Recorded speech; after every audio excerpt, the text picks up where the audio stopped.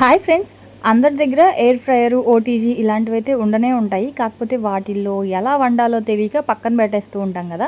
So ఇప్పుడైతే air ఫ్రైయర్లో fried rice ఎలా చేయాలో చూపిస్తాను, చూసేసేయండి.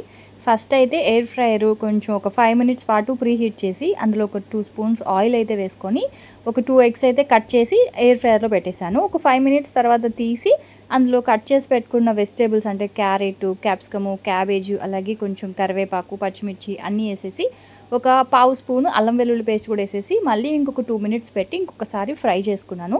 ఎయిర్ ఫ్రైయర్లో ఏంటి అంటే మనకు అస్సలు స్మోక్ అనేదే రాదండి, పొగ అస్సలు రాదు. సో దానివల్ల ఏంటి అంటే అది ఫ్రై అవ్వలేదు అనుకుంటాము, కానీ కాదు, అది ఫ్రై అయిపోయే ఉంటుంది. సో 2 మినిట్స్ అయితే సరిపోయిందనమాట. 2 మినిట్స్ తర్వాత తీసేసి అందులో రైస్ వేసేసి ఒక పావు స్పూన్ మిరియాల పొడి, ఒక పావు స్పూన్ కారము, అలాగే ఒక పావు స్పూన్ ధనియాల పొడి, ఒక చిటికెడు గరం మసాలా, అలాగే ఒక చిటికెడు పసుపు, ఒక 2 స్పూన్స్ సోయా సాస్ అంతా వేసేసి మంచిగా ఇలా కలిపేసి ఒక 5 మినిట్స్ పాటు మళ్ళీ గనక ఎయిర్ ఫ్రైయర్ పెట్టేసాం అనుకోండి, మనకి వేడిగా ఉండే ఎగ్ ఫ్రైడ్ రైస్ రెడీ అయిపోద్ది.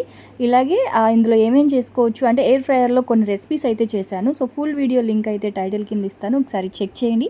మీకు కనుక వీడియో నచ్చింది, యూజ్ అయింది అనుకుంటే ఖచ్చితంగా ఛానల్ని సబ్స్క్రైబ్ చేయడం మాత్రం మర్చిపోకండి.